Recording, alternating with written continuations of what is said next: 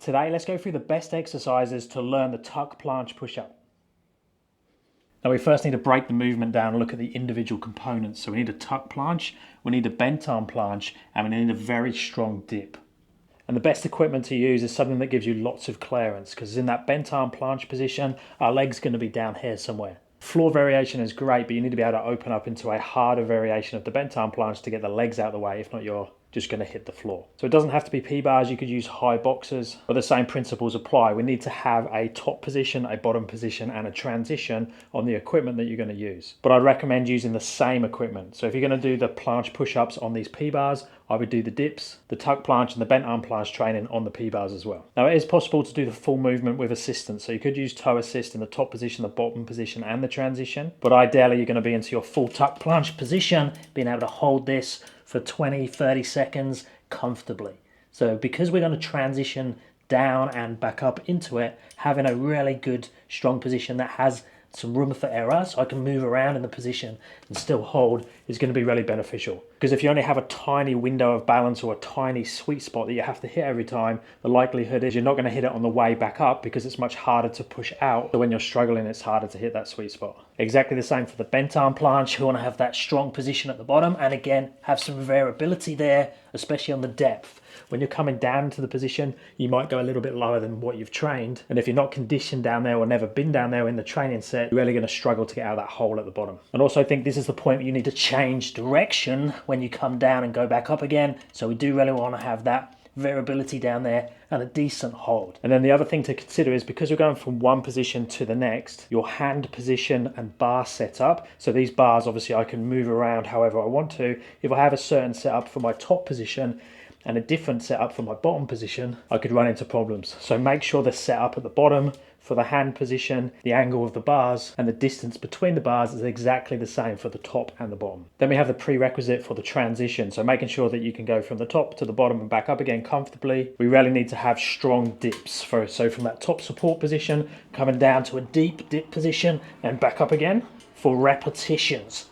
And again, this should be pretty comfortable to go up and down with slight variability on position from rep to rep, and also making sure that those hand positions are exactly the same in terms of the bar setup. Now in terms of tempo, when we're training this, I'd recommend that you go for around a 3 to 5 second hold at the top, a transition that lasts 2 to 3 seconds, a hold in the bottom of 1 to 2 seconds, and then going back up as fast as possible. So the normal format for writing tempo would be a 2-second eccentric, a 1-second hold at the bottom. X means you go up as fast as possible, and then a 3-second hold at the top. Now, if we don't quite have the strength to do the full movement yet, how do we make it slightly easier? Let's go through the eccentric, the toe assist, and the band assist. So the eccentric is quite straightforward. So we're just going to go into a 3 to 5 second hold at the top, slowly come down with control.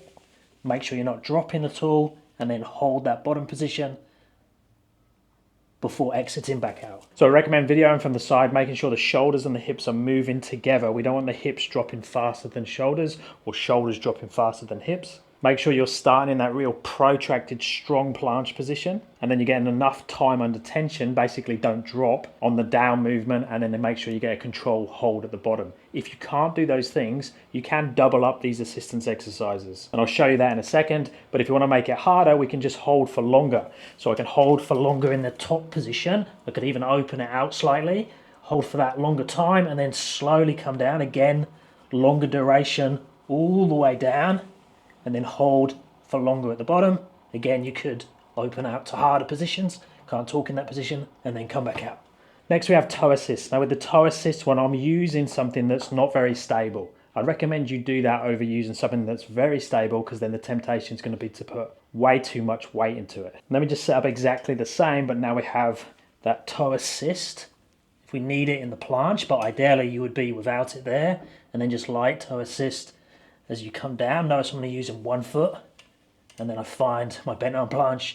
Ideally you don't need the toe assist, but you could use it if you really have to. So that was putting together the eccentric only with a toe assist. But if you're strong enough, ideally you'd do the concentric and just use the toes a little bit more on the way back up. So start position down, use toe assist if I need to. If not, just on the way back up to my position.